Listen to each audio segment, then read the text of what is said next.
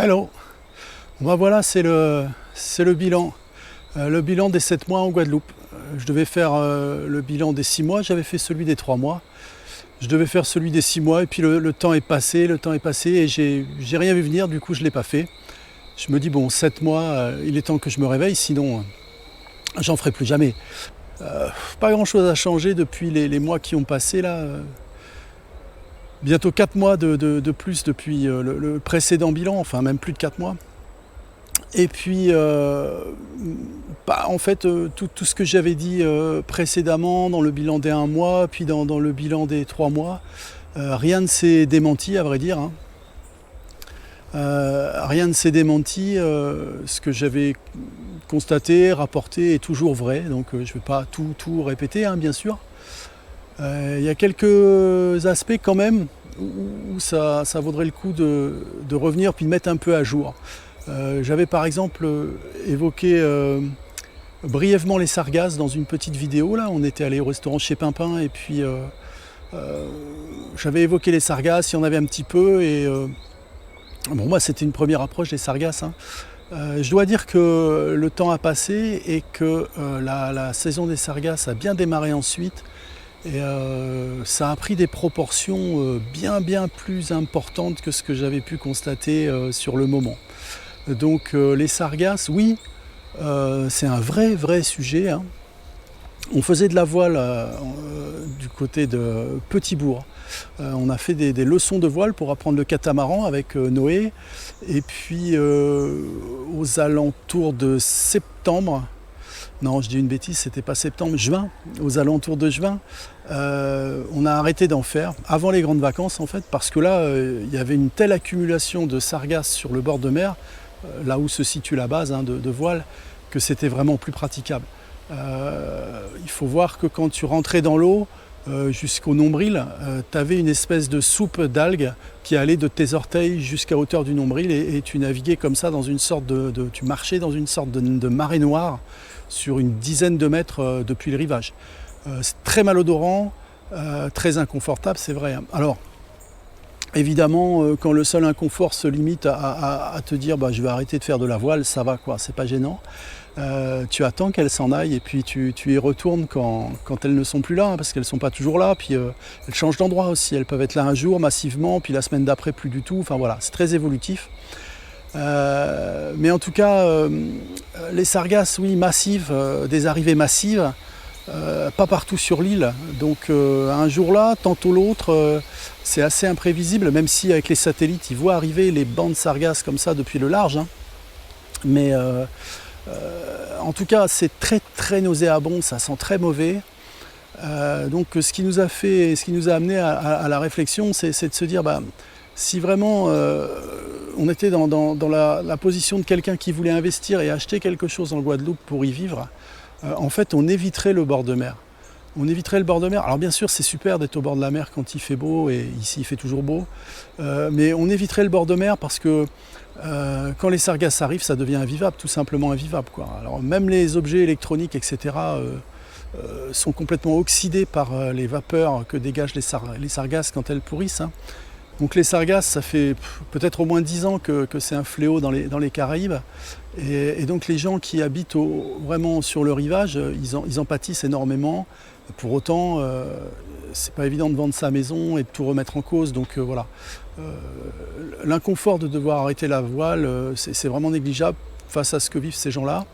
Donc nous, on se disait vraiment pas choisir un bord de rivage et un bord de mer, parce que déjà pour les sargasses c'est compliqué. En plus, le bord de mer c'est compliqué aussi quand il y a du mauvais temps, on y viendra, je vais en parler tout à l'heure, mais peut y avoir vraiment des vagues submersives. On entend les grenouilles qui se réveillent là.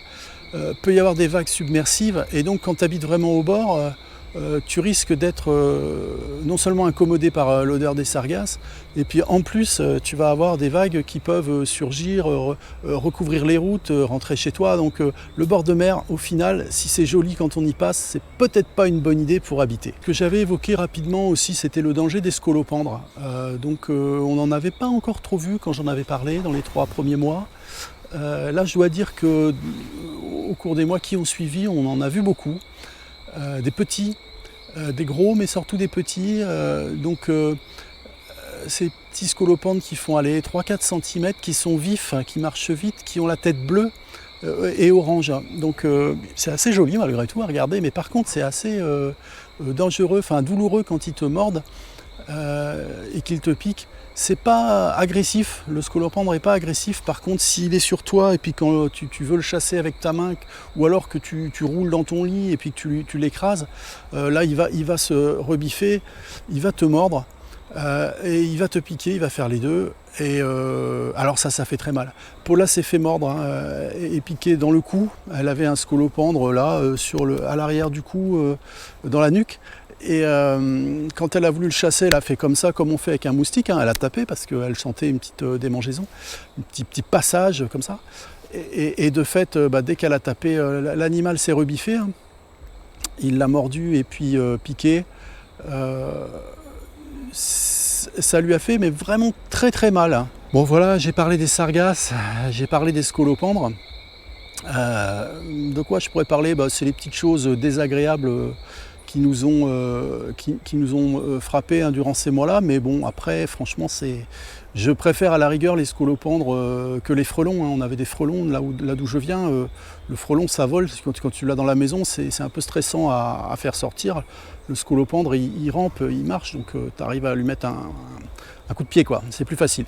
Voilà, alors qu'est-ce qu'on a traversé durant ces mois? Déjà, quand même, on a eu un petit tremblement de terre. 5,4 sur l'échelle de Richter. C'est venu comme ça, un matin tranquillement, tout s'est mis à trembler et puis ça s'est arrêté, voilà.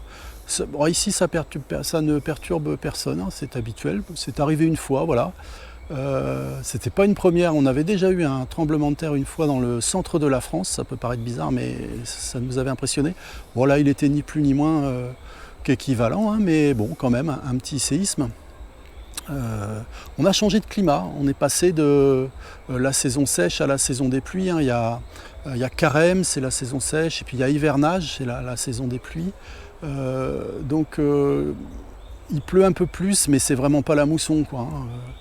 Donc c'est toujours des pluies battantes, brutales, qui durent peu de temps, qui sont, moi je trouve, à la limite rafraîchissantes, hein. Et puis dans cette saison-là dans laquelle on est maintenant, là, la saison des pluies, il fait plus chaud. La température est plus élevée, on est de moyenne autour de 30-33 degrés tout le temps dans la journée, à l'ombre, hein, bien sûr. La nuit ça baisse 26 degrés. Alors je voyais les infos, il y a la canicule en métropole ces jours-ci là, et c'est bien inférieur à ce que nous on a tous les jours ici, hein, jour et nuit. Donc comme quoi c'est vraiment une question de perception.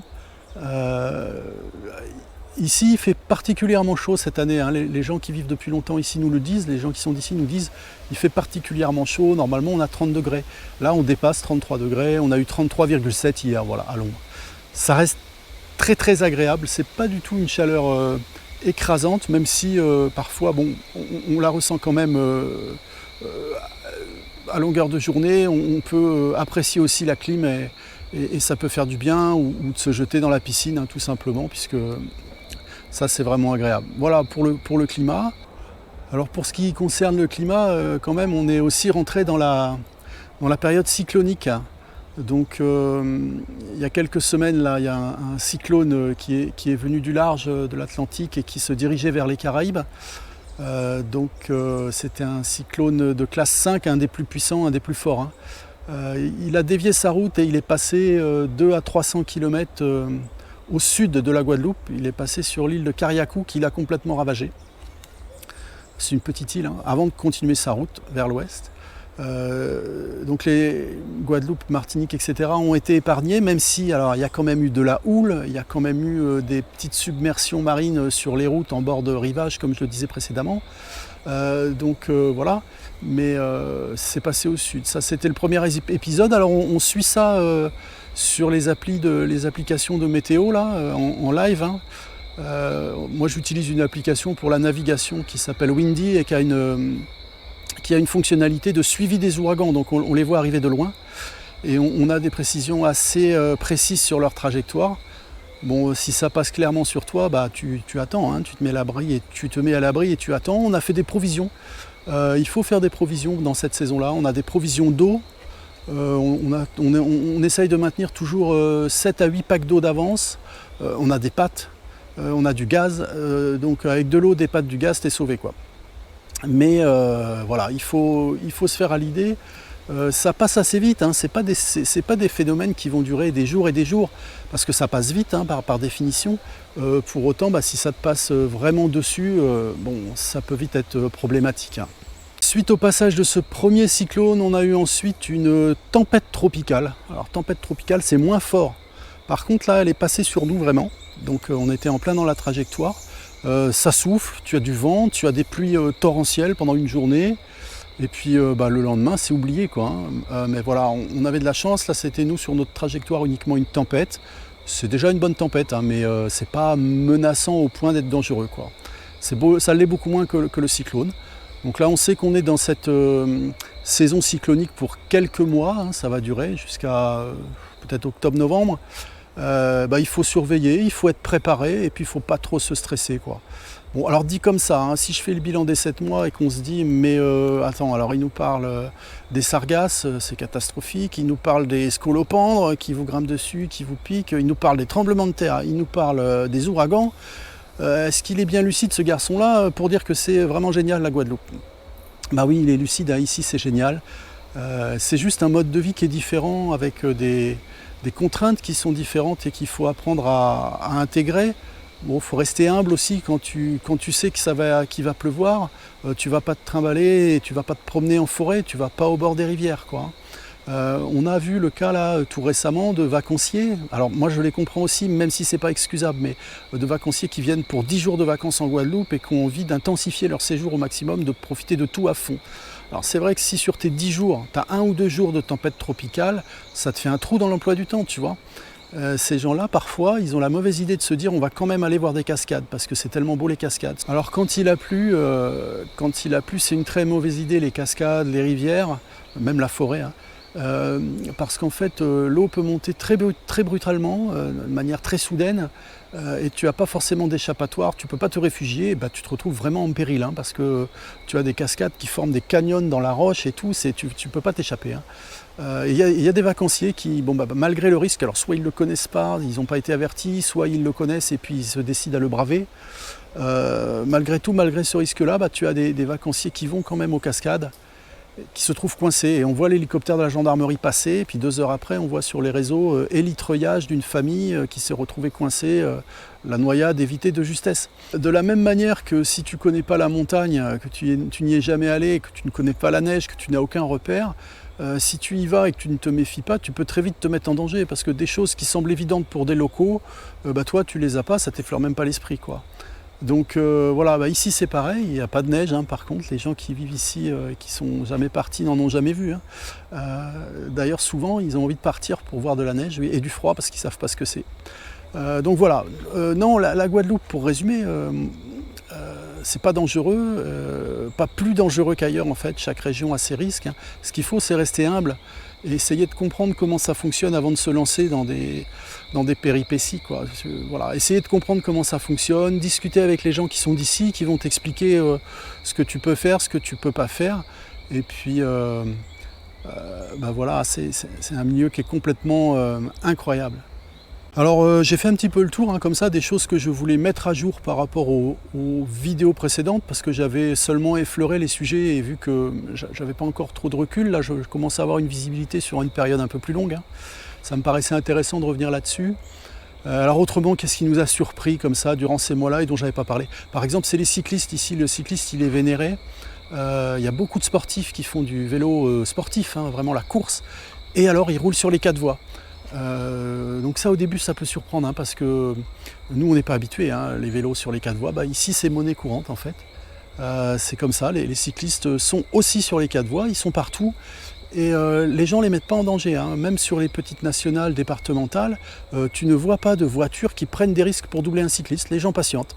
Voilà. Et d'ailleurs, ça j'en avais parlé, hein, de la conduite extrêmement cordiale ici en voiture, et c'est toujours vrai. Je crois qu'au bout de 3 mois on s'était fait klaxonner une fois. Au bout de 7 mois, on est toujours à une fois. Voilà, les mois sont passés, on ne nous klaxonne pas. Je veux dire, non, les gens sont vraiment adorables sur la route. prévenant. Et d'ailleurs, cette prévenance, on l'a retrouvée un peu dans d'autres... là, je gigote un peu parce que j'ai un moustique qui vient se poser sur ma main. On a retrouvé cette prévenance dans bien des situations. Les gens vont spontanément te venir en aide, se lever pour s'ouvrir la porte entre eux parce qu'il y a une personne âgée qui rentre quelque part. Les gens se lèvent, vont ouvrir la porte pour l'aider à rentrer. Voilà, il y a une espèce de prévenance perpétuelle qu'on a un peu perdue, nous, je crois, en métropole. Ici, la vie est douce, il n'y a pas de conflit. Moi, j'ai jamais vu en 7 mois des gens se disputer au magasin pour une place dans la queue. Au contraire, si tu arrives et que tu regardes, les gens te disent tu veux passer, enfin non, tu vois, toi tu laisses passer, tu fais pareil. Tout est spontanément bienveillant, voilà, bienveillant, c'est le mot qui me manquait. Moi, le sentiment que j'ai comme ça de la vie en Guadeloupe, c'est la bienveillance. Les gens sont bienveillants et ça fait un bien fou parce que je crois que j'étais plus trop habitué à la bienveillance comme ça, spontanée. Ces gens-là n'ont rien à te vendre, ils sont juste bienveillants. Ça, c'est génial. Alors autrement, dans les petites choses du quotidien, est-ce que c'est facile de faire ses courses, de trouver à manger, etc. Bah oui, c'est vraiment facile, il y a tout partout, évidemment. Je serais tenté de dire évidemment, il y a des grandes surfaces, il y a des moyennes surfaces, il y a des petites épiceries, même énormément de petites épiceries qui ont été conservées ici alors qu'elles ont quasiment totalement disparu en métropole. Donc tu n'es jamais à court de rien. Les prix dans les petites épiceries sont à peine plus élevés que dans les grandes surfaces, donc bien souvent si tu as besoin de quelque chose et que tu peux y aller à pied, au final tu ne prends pas ta voiture et ça ne te coûte pas plus cher, tu vois. Donc tu trouves de tout pour manger, tu trouves du bio facilement aussi, il y a des coop bio, il y a des rayons bio dans les grandes surfaces, donc si tu as envie de manger bio, tu peux, il y a tout ce qu'il faut. Ou alors après, tu trouves de tout, pas forcément tout le temps, tu vois, tu vas avoir par exemple du pain de mie que tu aimes bien, à foison dans les rayons, et puis la semaine d'après tu viens, il n'y en a plus. Donc tu vas attendre une semaine pour avoir le pain de mie que tu aimes bien. En attendant, tu vas peut-être en prendre un que tu connais pas, peut-être que tu l'aimeras plus ou que tu l'aimeras moins. C'est vrai que des fois il y a des petits trous dans la raquette au niveau de l'approvisionnement. Il y a beaucoup de produits qui sont congelés aussi, du fait, pour être conservés et puis pour le transport, pour arriver jusqu'ici. Donc il y a beaucoup de produits qui sont congelés et qu'il ne faut pas recongeler. Voilà, donc au niveau alimentaire, vraiment on trouve de tout. Nous, il y a juste la viande, on en mange énormément moins, bon ça tombe bien parce que voilà, on voulait en manger moins de toute façon, mais on mange beaucoup moins de viande parce qu'ici on n'a pas vu vraiment de boucherie. Tu as des rayons viande dans les supermarchés qui ne sont pas forcément foufou. La viande est chère. Même s'il y a des promos et tu t'y retrouves au niveau tarif, mais la viande est quand même reste chère et peu variée. Il n'y a pas de boucherie. Alors il y a des petites boucheries locales parfois avec de la viande d'ici, mais le bœuf ici c'est pas le même. Les vaches, si tu veux, les vaches d'ici elles sont un peu comme des zébus, quoi. Elles ont une bosse sur le dos, elles ont des cornes qu'on n'a pas l'habitude de voir. Donc la viande n'est pas la même. Elle n'a pas le même goût. Bon, nous ça manque pas, on mange pas trop de viande. Et puis on mange beaucoup plus de fruits, par contre, on mange beaucoup plus de fruits parce qu'il y en a à foison, tu as des mangues, tu as des ananas, tu as des bananes plantains, tu trouves de tout et les fruits sont vraiment bons et pas chers. Donc si tu as envie de faire du régime, d'ailleurs je crois qu'on a bien perdu du poids l'un comme l'autre, moi j'ai dû perdre, depuis que je suis arrivé, j'ai dû perdre 6 kilos. Bon, on a tout ce qu'il nous faut, ça nous profite et puis on perd un peu de poids, c'est tout bénef, quoi. Voilà, alors après, le sujet qu'on pourrait aborder, je vois encore 2 sujets là au sujet de ces 7 mois qui sont passés, c'est comment trouver des logements, parce qu'on me pose beaucoup la question comment faire pour trouver des logements, et puis combien ça coûte la vie en Guadeloupe. Alors c'est 2 sujets qui pourraient faire l'objet de vidéos complètes, mais je ne suis pas sûr d'avoir le courage de les faire, donc je vais en parler comme ça rapidement, puis j'y reviendrai si l'envie me prend. Donc comment trouver des logements ? En fait ici ce qui est incontournable, absolument incontournable, c'est de consulter Airbnb. Parce qu'il y a énormément de logements en location de vacances sur Airbnb. Donc si tu veux trouver des bonnes adresses et puis avoir des descriptifs fiables, avoir des logements dont tu es sûr qu'ils existent, Airbnb ça va être la plateforme incontournable. Donc tu vas trouver un logement qui te plaît, tu vas faire une petite sélection de Airbnb, tu vas essayer de mettre une grille tarifaire qui te convient, la région qui te convient, le nombre de chambres qui te convient. Leur moteur de recherche il est super bien fait, donc tu peux vraiment cibler parmi cette multitude d'offres que ce qui t'intéresse toi. Et ce que je te conseille de faire ensuite, une fois que tu es ici, Ce que je te conseille de faire, c'est d'essayer de retrouver ces mêmes logements que tu as vus sur Airbnb, de les retrouver soit sur Facebook, soit sur Le Bon Coin, soit sur Google. Par exemple, si tu vois le nom d'une habitation qui te plaît, qui s'appelle La Casa Marilou, tu vas rechercher dans Google l'appellation La Casa Marilou. Tu fais ta recherche dans Google, tu retrouves le logement que tu as vu, tu le retrouves, tu vérifies que c'est bien le même que sur Airbnb, et puis tu contactes directement le propriétaire par son petit site internet, souvent ils en ont, par sa petite page Facebook, ils en ont. Alors pourquoi ? Parce que déjà sur Airbnb tu ne peux pas contacter directement le propriétaire d'un logement, c'est pas possible. La plateforme est bien verrouillée, tu es obligé de passer par la plateforme, donc tu ne peux pas négocier en direct. Comme ça Airbnb s'assure que tu ne vas pas chanter leur commission, quoi, hein, tu vois, ils sont sûrs de gagner leur sous quand même. Donc si tu retrouves ton logement comme ça, tu vas sur Google, sur Facebook, tu contactes le propriétaire en direct, et puis là tu vois avec lui si tu peux négocier des tarifs qui t'intéressent. Parce que en général les logements sont alloués à la nuit, et ça peut être très cher pour du tourisme de passage. Et par contre tu as beaucoup de propriétaires qui trouvent un intérêt, une facilité à louer sur des périodes assez longues. C'est pareil, je vais te donner un exemple en proportion, hein, c'est juste indicatif et ça vaut pas pour tout, mais si tu vas prendre le prix d'un logement à la nuit et puis tu multiplies par 30, tu arrives à un montant de 2500, 3000 euros, tu vois. Par contre, si tu contactes le propriétaire et puis que tu lui dis que tu voudrais rester 1 mois ou 2 mois et que ceci, cela, et que ça se passe bien, le tarif va baisser drastiquement et tu vas arriver sur des tarifs de location en meublé qui sont beaucoup plus raisonnables et accessibles. Donc c'est comme ça que je ferai. Ici, tout passe par la marketplace de Facebook. Le Bon Coin est peu développé, assez peu développé. Tout passe par la marketplace de Facebook, le bouche à oreille aussi un peu. Donc surtout Facebook, les réseaux sociaux, tu as des sites comme Guada Connexion. Guada Connexion, c'est un groupe Facebook où tout se passe. Et puis tu as énormément de groupes consacrés au tourisme, à l'expatriation entre guillemets, à la location. Donc tout ça, ce sont des groupes Facebook que tu retrouves très facilement quand tu as l'habitude d'utiliser Facebook et qui vont être des sources d'informations incontournables et qui vont te permettre de te loger à des prix beaucoup plus intéressants. Donc nous, c'est comme ça qu'on a fonctionné plusieurs fois et on arrive à des prix qui sont raisonnables. Alors je ne dis pas que c'est donné, hein, faut pas rêver, mais tu arrives quand même à des prix qui sont raisonnables, qui te permettent de profiter. Et j'ai fait une étude assez poussée pour comparer le coût des logements et c'est assez comparable avec là d'où je viens. Moi je viens de Normandie. Donc tu vas trouver un logement non meublé avec 2 chambres, 70-80 mètres carrés, tu vas trouver à partir de 800 euros. Ça peut aller beaucoup plus, hein, parce que ça va dépendre du standing que tu choisis et de ce que tu as envie et ce que tu vas pouvoir consacrer comme budget à ton logement. Ça peut aller évidemment beaucoup plus, hein. Tu as des villas magnifiques avec des piscines, des vues mer, des choses comme ça. Tu te doutes bien que ça ne sera pas le même prix qu'une petite maisonnette en campagne. C'est normal, hein. Voilà. Donc moi j'avais quand même bien comparé, bien bossé le dossier pour me faire une idée. Et puis au final on s'aperçoit que le prix est assez comparable à la Normandie. Voilà. Alors je ne sais pas comment se situe la Normandie en métropole. Je sais que c'est beaucoup moins cher que Paris. Je sais que c'est beaucoup moins cher que le sud de la France. Je pense que c'est assez médian en définitif. Et ici c'est pareil. Donc je ne dis pas que c'est pas cher, parce que c'est toujours cher de se loger et les salaires ne sont pas forcément élevés ici. Donc il y a beaucoup de gens sans emploi aussi, qui ne trouvent pas de travail. Quand tu n'as pas de boulot, un loyer de 800 balles, c'est juste inaccessible, quoi. Voilà, donc je ne dis pas que c'est pas cher dans l'absolu. Je dis que c'est pas aussi cher qu'on pourrait l'imaginer. C'est pas beaucoup plus cher, ou voilà, semble-t-il équivalent à ce que moi j'ai connu en métropole. Voilà, la nourriture c'est pareil, hein. La nourriture n'est pas plus chère. Il y a des fantasmes, hein, sur internet, il y a des fantasmes, mais les gens te disent ouais, un pack d'eau ça vaut 12 euros. C'est vrai, j'en ai vu de la Volvic, j'ai vu de la Volvic à 12 euros, quoi. Mais pourquoi faire venir de la Volvic de l'autre bout du monde en même temps? Pourquoi?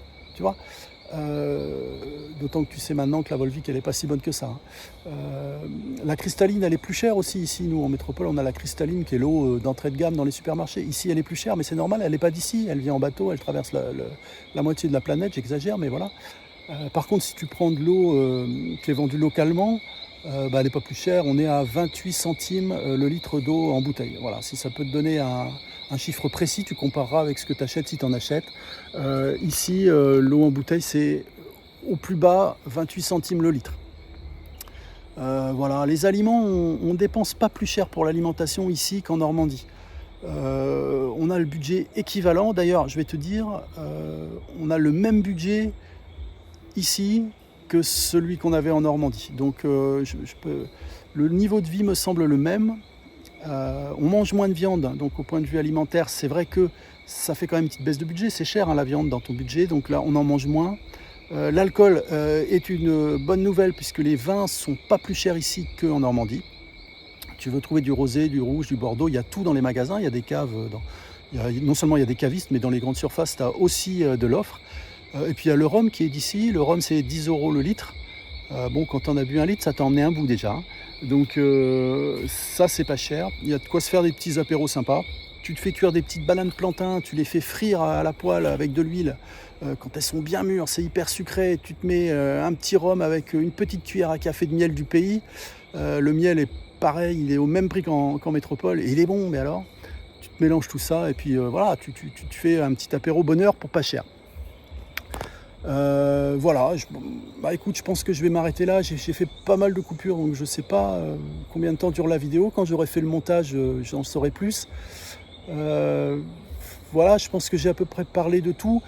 Ce que je peux dire au bout de 7 mois, c'est que 7 mois, tu vois, on avait dit qu'on partait 1 an, donc on a fait plus de la moitié. Hein. On commence à penser au retour. Paula et Noé veulent rentrer. Noé, du point de vue de sa scolarité, se sent pas de préparer le brevet des collèges en candidat libre. Puisque bon, là, je l'avais expliqué dans d'autres vidéos, c'est moi qui lui fais l'école en éducation à distance, là, à la maison. Mais il ne se sent pas de préparer le brevet des collèges comme ça. Il a envie de retourner au collège. Donc il pourrait très bien aller au collège ici. Il y a de très bons collèges, publics, privés, voilà. Il n'y a aucun souci. Il pourrait le faire ici. Paula va rentrer en métropole avec Noé, c'est sûr, parce qu'elle va reprendre son travail. Donc elle a aussi intérêt de le reprendre. Hein. Elle a un bon boulot. Et je pense qu'elle a tout intérêt à le reprendre parce qu'à l'âge qu'on a maintenant, nous on a passé la cinquantaine. Hein. Quand tu as passé la cinquantaine dans les entreprises, dans le secteur privé, t'es plus un perdreau de l'année. Donc changer de boulot, en retrouver un, c'est pas forcément évident. Donc si tu as le projet de rester salarié, c'est peut-être plus judicieux effectivement de reprendre son boulot. Donc elle avait une coupure pour 1 an. Elle a décidé de reprendre l'année prochaine. Donc les petites nouvelles, voilà, c'est que l'année prochaine, 2025, ça sera en métropole. Moi, je sais pas. Alors, ça peut paraître bizarre, hein, puisque ma famille a décidé de rentrer. Moi, je sais pas. J'ai pas décidé. J'arrive pas à me décider parce que je me sens tellement ici. Je me sens tellement bien. Je peux même pas le dire, mais je me sens tellement bien ici que je m'imagine pas du tout avoir la force d'en repartir, quoi. Je ne m'imagine pas du tout retourner dans les climats que j'ai connus toute mon existence, sans froisser personne, hein, la grisaille. Moi, en Normandie, j'avais 8 mois d'automne par an et le reste du temps, c'était pas l'été. Donc, tu vois, ici, il fait beau tout le temps. Tu vois, je suis en t-shirt, j'ai bronzé même, pour te dire, j'avais jamais bronzé de ma vie. Jamais bronzé de ma vie. Tu vois, t'imagines, le gars, il a jamais bronzé de sa vie, c'est la vérité. Ceux qui me connaissent le savent. Et ici, je bronze. T'as toujours la chaleur du soleil sur la peau, la vie est bienveillante, les gens sont bienveillants, les plages sont incroyables, les paysages sont magnifiques. Comment rentrer, quoi? Comment rentrer? Tu vois, je me dis, mais jamais, je n'ai jamais connu ça. Je me suis jamais senti aussi bien quelque part qu'ici. Vraiment, pour moi, c'est une révélation. Hein. Quand je suis parti de Normandie, je pensais que pour moi, la chaleur, ça serait une corvée.